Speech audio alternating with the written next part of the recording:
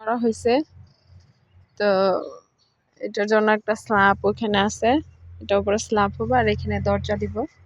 এইখানে আমাদের হাঁস থাকবে। আর বাকি এখন কয়দিন ওই যে ওইখানে রাখছিলাম, হাঁসের আটকে ওই পাশে রাখছিলাম। এখন হাঁসগুলোরে পিছনে নিয়ে গেছি, বাড়ির পিছনে একদম।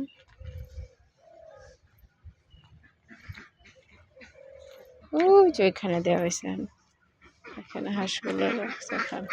তারা এই যে মনের আনন্দে এখানে গোসল করতেছে, ফুর্তি করতেছে।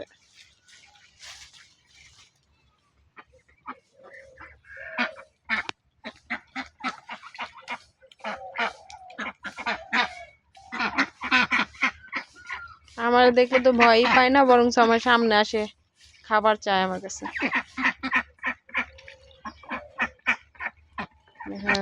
অবস্থা, গোসল করে একদম প্যাক প্যাক বানায় ফেলাইতেছে, একজন আরেকজনের পরিষ্কার করে দিতেছে।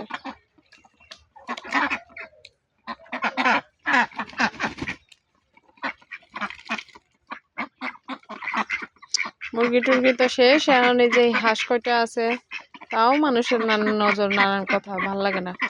কোনো প্রাণী পাললে কত মায়া মমতা থাকে, মানুষ বোঝে না। কুকুরটাও মানুষের বিষের কারণে মারা গেল, মানুষের জ্বালায় আর ভালো লাগে না। যাই হোক, সবার শুভকামনা অবশ্যই প্রার্থনা করি, এবং সবার জন্য আমার কাছ থেকেও শুভকামনা রইল। সকলে ভালো থাকবেন, সুস্থ থাকবেন, সাবধানে থাকবেন।